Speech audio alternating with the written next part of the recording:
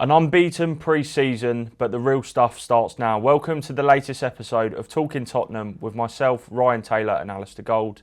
Talking Tottenham is sponsored by NordVPN and Saley.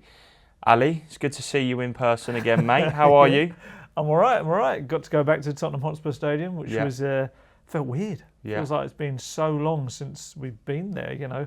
Last time was that final day of the season against Everton. So good to be back in less pressured, uncomfortable circumstances. Well, as I touched on, an unbeaten pre-season, 2 games this weekend. You were at the Hoffenheim game on Saturday at the stadium. Great result, 3-0 win. On Sunday there was kind of a more rotated team, a 2-2 draw. Ben Davies and Luca Williams-Barnett on target. We'll come on to that game, but let's start with the main one. Obviously the fans got a glimpse of what the team might potentially look like against Brentford. We're going to preview that game on Thursday, hopefully, so there'll be another pod. But for now, I mean, the thing that stands out to me, Ali, I wasn't there, is Mikey Moore scoring twice. Yeah. I mean, he's had a bit of a strange pre-season. He's been involved. It looked like he was going to go on loan to Cologne, and he still might. Mm-hmm. But at this moment in time, is he in the picture for the Brentford game? For Brentford, maybe. Yeah. Absolutely. I think there's got to be a chance because it depends on if they'll be desperate to get someone through the door, you know, attacking-wise before that Brentford game. But, you know, recording this on a Tuesday, you know, there's not a lot of time left for that to happen ahead of a Saturday night kickoff. So I think Mikey has given himself a great chance to start the season. Actually, I remember him playing at Brentford and having a tough day of it a couple of seasons back. But he was terrific. I'd love to see that for him because he has had a tough summer. It hasn't really worked for him, I would say. Whereas, like you mentioned, Luca Williams-Barnett, his pre-season's been a really exciting one. It's been a case of kind of making his case to the manager. Whereas with Mikey, I don't know. I felt like there was a bit of more pressure on him to perform. There was this thing hanging over him of so many clubs wanting to take him on loan, and Cologne being one of them. And I just feel like maybe it got in his head a bit because we never really saw him doing what Mikey Moore does, which is taking on players, just beating a man, getting into the positions we know he can get into. And it's almost like someone's had a word to him in his ear and just said, look, just relax. We know how good you are. Go out and do it. And that's exactly what he did against Hoffenheim. He was so good. He just tore him apart from the start. You know, he had a brilliant low crosser across the 6-yard area, which Richarlison and Tell just couldn't quite get a foot on. Should have been a goal. And then took his goals beautifully. So who knows? It could be him and Tell against Brentford, but we'll see what happens in the transfer market. It's interesting, isn't it? Because I know at the moment the team is in need of kind of 2 more acquisitions up top. But I've always been of the opinion that the pathway is going to become a little bit more clouded once those come in.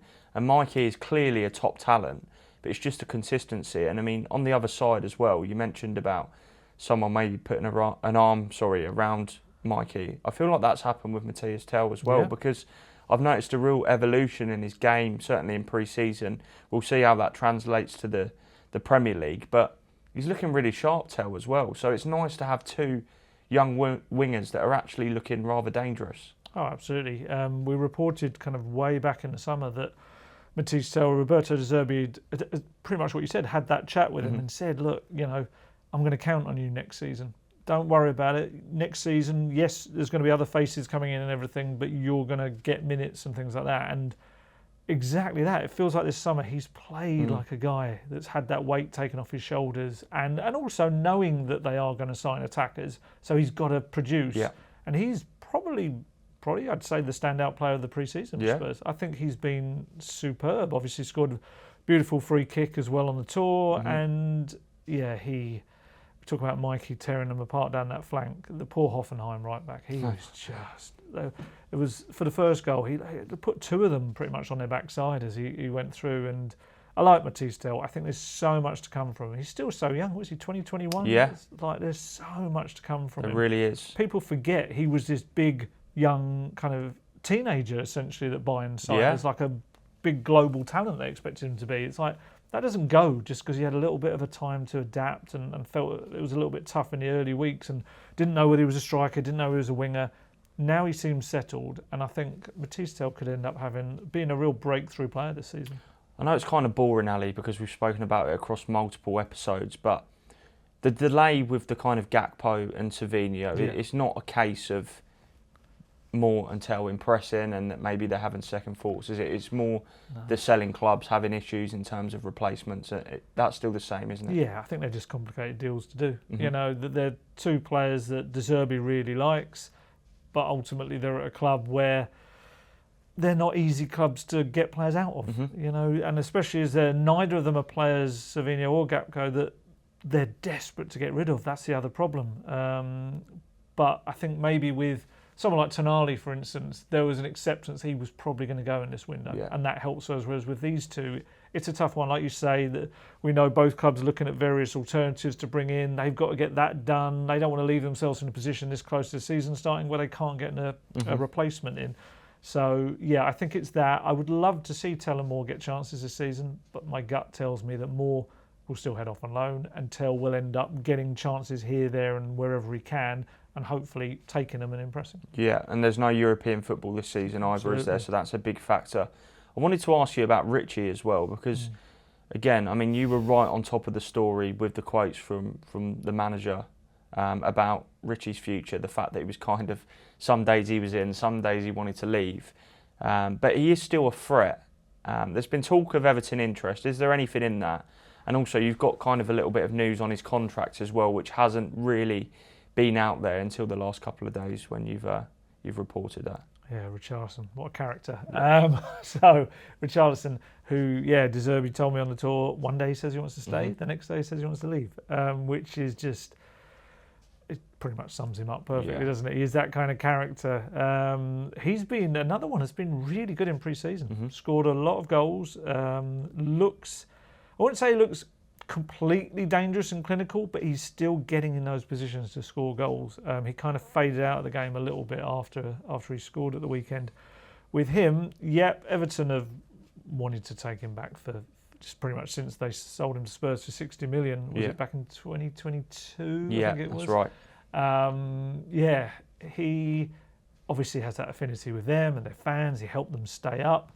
Done it to two clubs now. Obviously, his 12 goals last season, or 11 in the Premier League, helped Spurs stay up. I think he would go back there if the opportunity arose.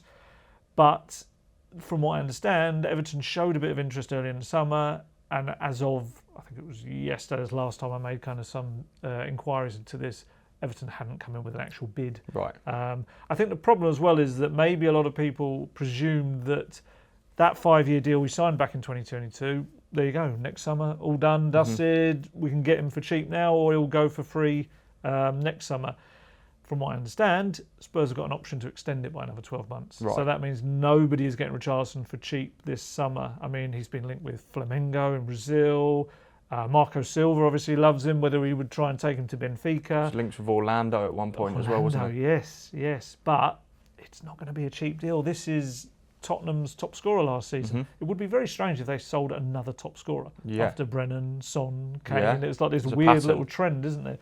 I still feel like Richarlison is not going to be the main first choice striker next season, and maybe that's what's weighing on his mind. You were at the game, Ali, on Saturday. One of the key takeaways had to be Sandro Tonali. I mean, this guy is a monster, and for the money that Tottenham paid, you'd expect to see these kind of performances, but we haven't really seen consistently a midfielder in a long time really at Spurs kind of dictate the game the way Sandro can. So is this something that you hope can be kind of a pattern starting into the season, that he's going to be right at the heart of this team, and you'd expect so for the money? Yeah, and that's the difference. You kind of hit the nail on the head there. If you spend £100 million on a player, we know it's technically 92.5 at first, all that, but if you're going to spend that sort of money, that's a ready-made star. It is. I mean, it's some of the big clubs, like Havertz comes into Liverpool, they can still kind of get away with that being a bit of an adaptation, an adapting season. But with Tonali coming to a club like Spurs, he needs to be the real deal from the Premier League as well. Oh, exactly. Yeah. He knows what he's doing, and my goodness. I've seen little flashes in pre-season of what he can be. Saturday was the full Tonali. Oh, my goodness. Talk us through it, go on. Oh, it's just amazing. I describe him like the metronome. He's the guy that will set the rhythm and the tone of everything Tottenham do. Everything goes through him. Everything, all the other players look to him. They know they can give him the ball. The closest example I'm going to give, not exactly in style of play, but in terms of the way the other players look to him, is Moussa Dembele. He's got that kind of you trust him with the ball. And he just, like I say, sets the whole tempo for the team. He was a joy to watch. I mean, I know Eddie Howe once said he like fell in love with him watching him play the game. It's just like a special kind of football that he plays. Yeah. He's a funny player in that for £100 million, he's not going to be a headline maker. He's not going to be scoring your goals. He's not going to be doing these incredible, beautiful moments that, like massive tackles on the edge of the area, whatever, that people are going to remember. It's just the way he almost orchestrates and directs the game. And yeah, I think the fans, I was walking back to Northumberland Park after the game on Saturday, and every single one I spoke to or could hear them having their conversations, they were talking about Tonali. And that's it. He just left that impression. And him and Fernandes in that midfield is an incredibly exciting pairing. I thought Bergvall was really exciting on Saturday as well. Archie Gray will want to play there. Everyone will want to play with Tonali, but it will be Tonali will be the main man. Yeah, no, it's going to be a really interesting kind of dynamic in terms of who partners him. You're right, obviously Lucas, strange pre-season really. Yeah. Fernandes as well, we've seen kind of a few fitness updates on him over the past couple of weeks. Where are we kind of at with him? Is he ready to go? He's playing. I think he played full 90 against Hoffenheim on the Sunday in the but some fans doors. Might think that maybe because he played on the Sunday he's not quite ready. I don't know, because I know it's an interesting dynamic with some of the way they pick these teams. I think Liverpool played Como twice on Sunday. There was a few others as well playing back to back. They may perceive that the first game this is the team closest to. So how did you kind of assess that? And surely Fernandes, for the kind of money is going to be in the first XI.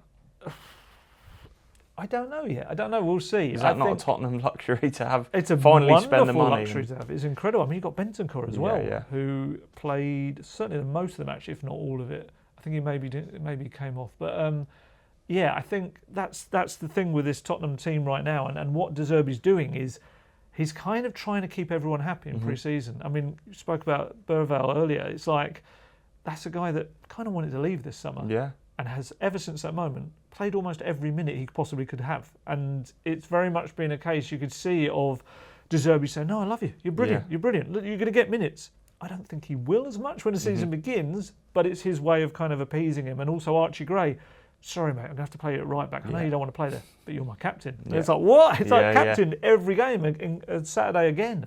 And it's a bit like, I think that's what he's doing right now. He's appeasing lots of people, kind of showing them that they're going to get minutes and how he's going to use them.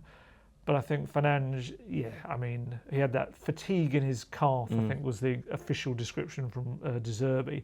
But since then, he's played minutes. He played the full 90. I still wonder if it will be Bergvall and Tonali at Brentford with Gallagher ahead of them, because that's a workmanlike three exactly against Brentford. And then you've got Fernandes to come off the bench. But you never know. If he has a big week and trains hard, it's very difficult to leave him out, because he is the one I think they're probably even the most excited about. Tonali, like I say, is the ready-made guy. Fernandes at 20, he's now 22, isn't he? He's going to be a star. He's going to be an absolute wonderful player. I've got to say, mate, I'm feeling really excited about Spurs this season. Like last season, we were really in the trenches, but you look at these options. I mean, Lucas scoring on Sunday. He's going to be more involved this season. I know there's so many midfielders, but there's just so many different options. You've got Maddison, obviously, was back involved at the weekend. It's his first start in more than a year. Exactly, and you forget what an incredibly talented player he is. You actually spotted a few of the Spurs players in the corridor. I remember seeing Romero a couple of times when he was banned and injured last season. Who did you spot, Ali? Kulusevski. I spotted Kulusevski walking around with Odegaard, Dubravka and someone else that's gone out of my mind, but I must admit with Decky, there's this really awful thing of, and I think there was another couple of journalists with me and we all did the same. He's walking along and you naturally go, and you look at his knee. You just can't help but look at his knee, and I can report he looked absolutely fine. He was walking along fine. There was no limping, nothing like that. Just need to see him kind of now starting to step up the next stages. We've seen little bits of training footage of him doing like shooting at goal and stuff like that, but what is it, 15 months out now? It's like they're going to be so careful. Same with Kudus. We haven't seen him yet. There was some thought maybe we'd see him against Hoffenheim on the Sunday game, but not yet. But again, he had that setback in the first week under De Zerbi. You're not going to want to push him, because him and Kulusevski, we're talking about transfer market and it's so exciting with the players they're linked with. Kudus and Kulusevski could be, and it's such a cliche, I'm sorry everyone, Yeah. but they could be their biggest signings of the summer Yeah. if they get them back. They're huge players. And it's crazy to think Kudus still is out, because we were at the Sunderland game in January and it literally just looked like he maybe tweaked something in his top of his thigh, and he's ended up being out for the best part of, 8 months? Yeah. So you're right, he is going to be I think he gets in pretty much any team in the league. I really do. He's that good, that versatile. Did you bump into someone as well?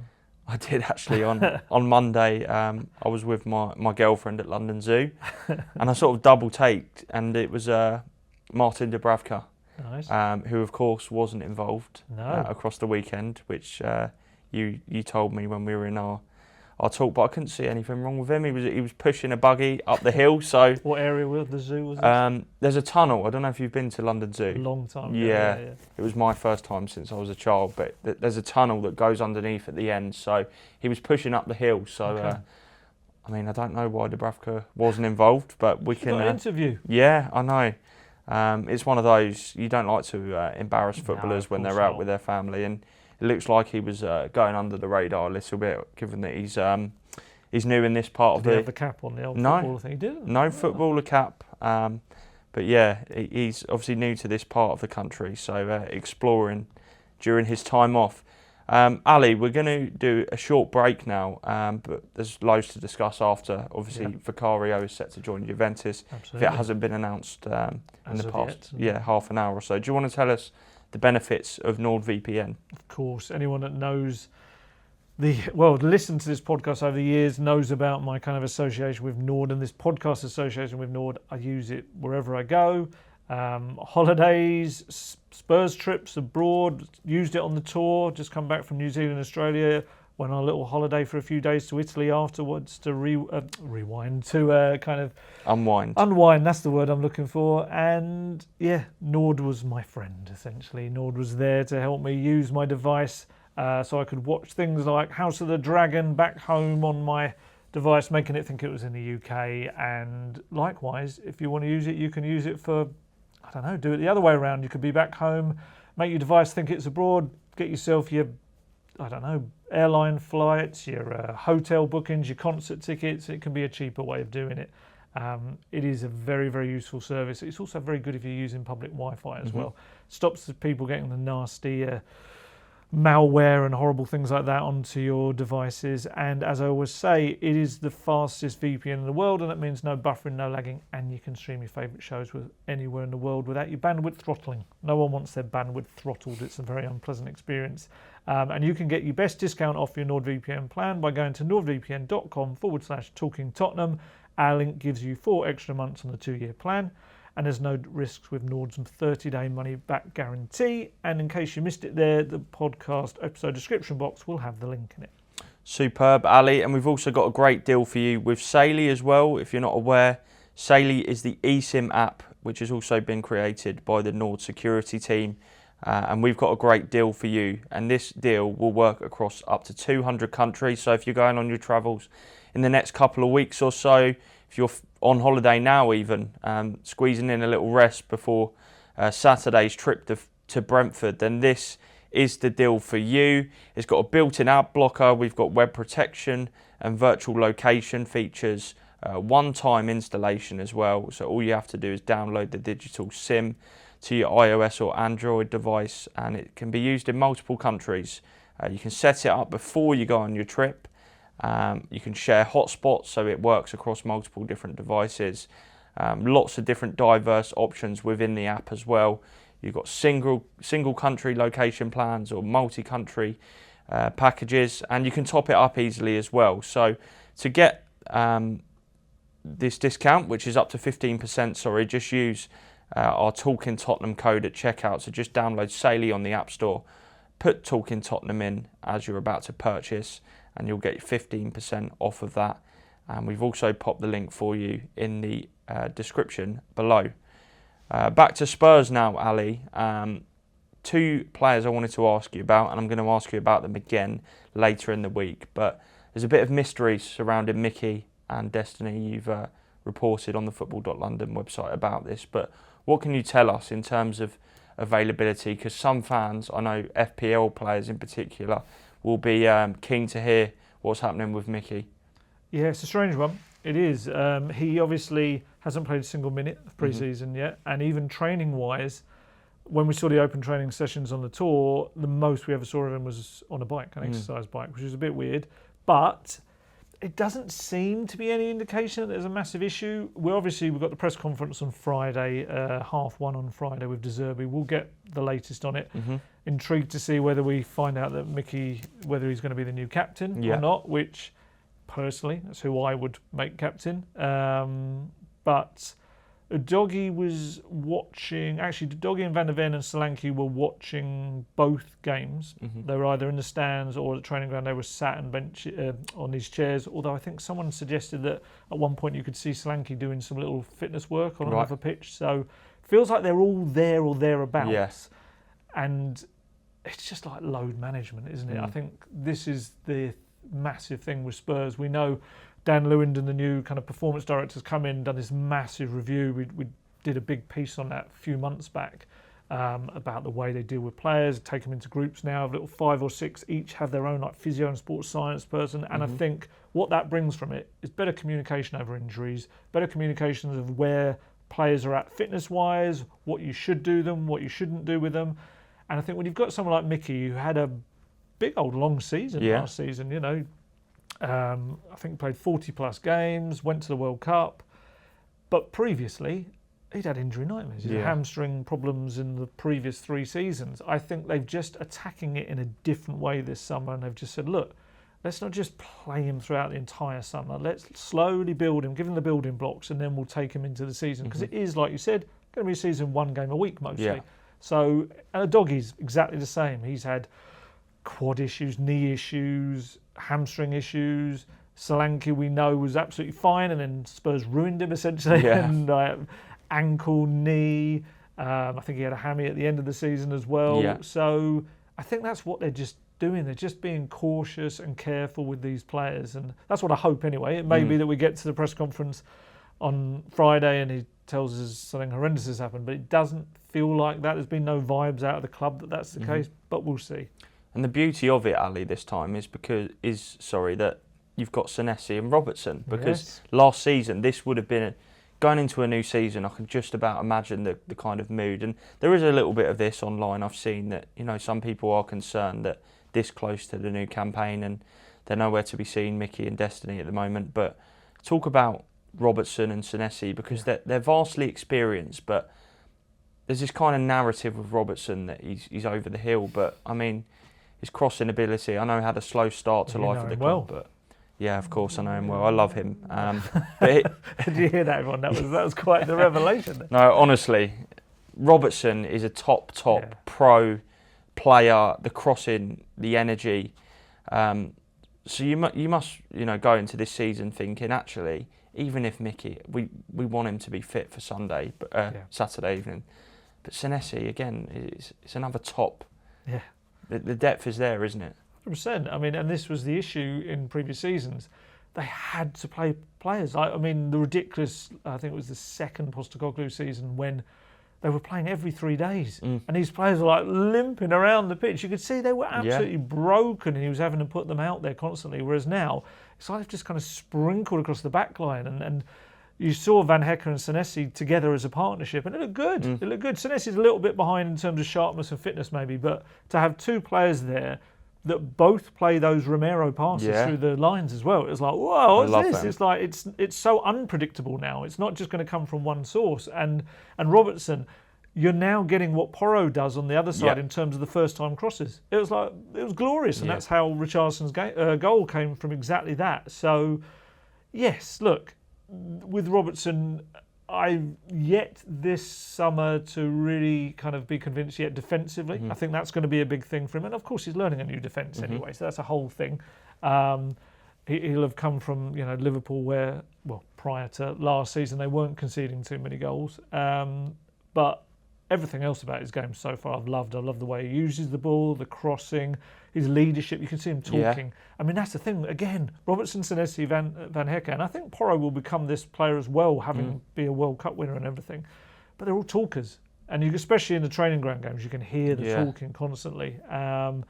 And like you say, to be able to now have the luxury of saying to Mickey, take your time, it's all right, it's all right. Here's a new deal. Yeah. Put your feet up for a little bit, or not put your feet up, but gradually bring yourself back into fitness. We don't have to push you out there constantly.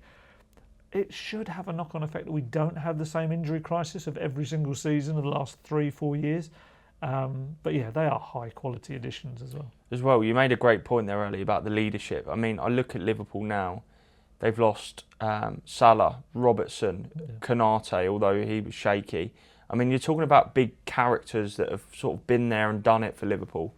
Spurs have added these kind of leaders this summer, and I don't think we can underestimate how important that's going to be. You look across the park now, you've got players that have grown in experience in terms of Porro winning the World Cup. That back four you just named there without Mickey, I mean, these are all guys that are talkers and experienced. So I think that stands Tottenham in great stead. One leader they have lost, though, is Vicario, who has returned to Italy with Juventus. I have to say, I almost felt a little bit sorry for him on Saturday, kind of this image of him up in the stand watching the game by himself. And the reason I say that is because at the time it looked like Juve might get Emi Martinez or Suzuki on loan, and that would have left Vicario in limbo, because he's been the one that told De Zerbi, as De Zerbi revealed to you on the tour, that he wanted to go basically with Romero, but the interest just hasn't really been there. There was talk of Inter Milan for so long, but they never even really came to the table. So I'm pleased for him to get this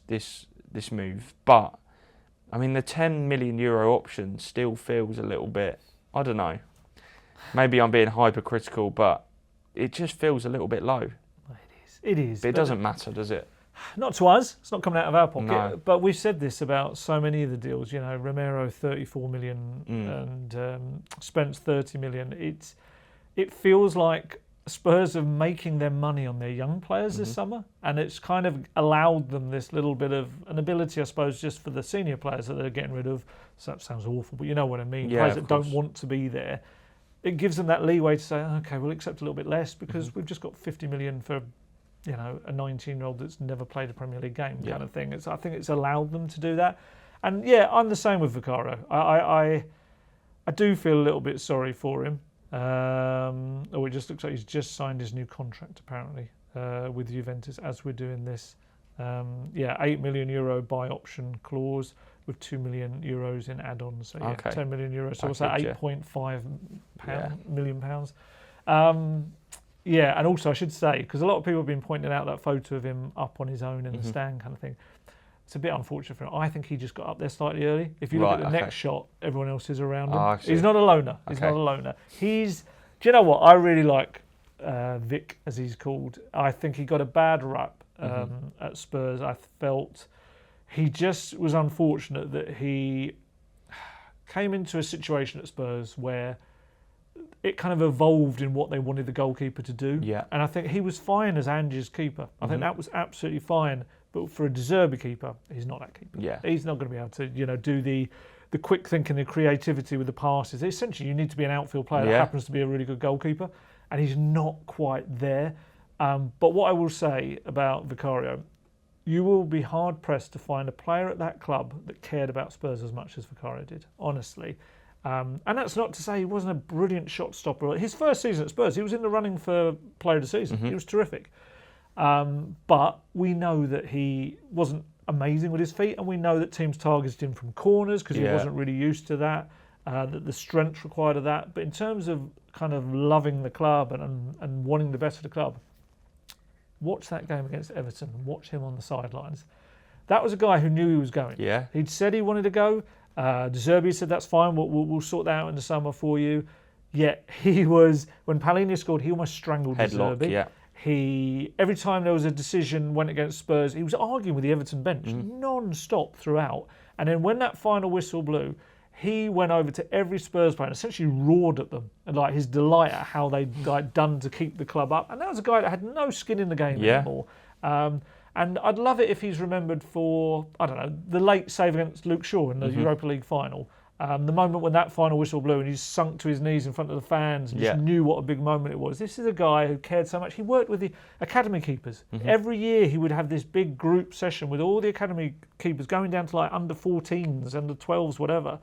and he would tell them about life as a senior professional keeper in the biggest leagues, and he was just a really good guy. That was why I hated that moment when he got booed against Fulham. When he got every touch got booed for the next 3 or 4 touches, and he got sarcastically cheered when we made a clearance. I felt so sorry for him, because it was like, I've seen players, or I've known of players at Tottenham who have deserved to be booed, who have really not cared about the club. And Vicario was such a club man. He was so kind of desperate to bring the Spurs fans happiness. That kind of, I really hated that. It was probably one of the most uncomfortable things. That and Davinson Sanchez getting a similar treatment a few years before that. And now look, he gets to kind of follow in the footsteps of his hero. You know, Buffon. He gets to go to Juventus, and he's worked with Spalletti before as well, hasn't he, at the Italian national team? 100%. So. I think it's a great move for him. He now needs to essentially impress there. Otherwise, we're going to be talking next summer about what do we do with Vic. Ali, you've been doing your calculations in terms of loans and permanent departures, and you feel potentially up to £213 million could be raised. And that would be good money, wouldn't it? Because obviously, offsetted against what's been spent, that's in terms of net spend, that really helps Tottenham out and might actually give them a little bit more power to spend as well in this window. Well, this is it. I mean, I put it out this morning, just said about that, and I had instantly people come in like, oh, you've been, brainwashed from the Levy era to care about the money coming. No, I'm not saying that. I'm saying that there's no excuses. They have to spend. Their net spend is now, I should add that in that 213, some of that is like that loan potential fee for Vicario if he stays. And then some of that is add-ons as well for players. There's a lot of potential in there. But ultimately, it's just showing that Spurs have financial fair play. There's no issues there. They can go out and they can spend liquid cash. That's now there as well. They can use that. Our favourite saying now.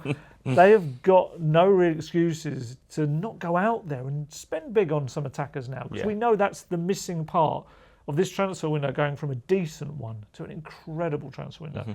So if they spend that money now, I'm absolutely not saying, yay, look how much money they got in. I'm saying it's there, use it. And hopefully by our next pod, we'll be able to talk about that. Definitely. Ali, you're always very honest on that front. I think people kind of perceive sometimes that you're not challenging, but absolutely. All the time. And the last thing I wanted to ask you about, Will Lancashire. I didn't put it in the in our running order, but it's worth a note, isn't it? I mean, 2 goals. I feel like Middlesbrough have got themselves a real bargain here, and it's one of them where we could say further down the line, have Spurs made the right decision, but obviously there's various clauses and things that it's just annoying, isn't it? Because you almost look at it now and think, could he have stayed this season and played? He's the one that bothers me the most. And I know that's ridiculous when Jed Spence was, I think, is such a shame. He's gone. I think Romero wanted to go. I think Vicario wanted to go. Vuskovic will, we don't really know because we didn't get to see. But with Will, he's just... I feel like you've got to give it a chance, and if it doesn't work out, then you do the loan. 100%. And I think following his journey through the academy as well, or later years when he came in from Sheffield United, and he's just got so much about him to be a top Premier League striker, I think. There's matching rights if they want to try and sign him in the future, but I think people just assume that that's get him back. It doesn't work like that. He will then have to want to come back. He might be, 2 years' time. I don't know, for example, let's say Man City want to sign him, making their main striker. Why would he come back to Tottenham? It's a gamble for me. 20 million is a great overall package for a kid that has not done too much yet, but 3 goals in his first 2 games, he's going to be something special. He really is. So Ali, we'll hopefully be doing a virtual pod on Thursday. You'll be at Hotspur Way on Friday for De Zerbi's presser. And then at the G-Tech on Saturday. It's quite a busy week for you. That is a big first game, isn't it? As I was just 7-0 against Eintracht Frankfurt. I could not believe that result. I know Frankfurt have sort of nosedived a little over the past couple of years, but when I saw that, I was like, that's a statement. They look ready, don't they? I mean, to be fair, Spurs look better against Hoffenheim. They're still letting too many attacks come through, I think, at the back. But we know the first couple of weeks of the season are always a bit weird because everyone's got varying degrees of fitness. I mean, like Pedro Porro, does he even play in the first game? He's an incredibly super fit guy, but does Archie Gray continue in that position? And there's so many unknowns. It's not the place I'd want to go. But then, they did it. Was it Ange's? Yeah, it was first game? 2-2, wasn't it? Yeah. And They do have quite a good record against Brentford, but they're a team that do worry me. They're such a well-run club. They are, and I think they'll be up there this season. So we'll chat again on Thursday, Ali. Look forward to it. So to get the best discount off your NordVPN plan, please go to nordvpn.com/talkingtottenham. Our link will also give you 4 extra months on the 2-year plan. There's no risk with Nord's 30-day money-back guarantee, and the link is in the podcast episode description box below.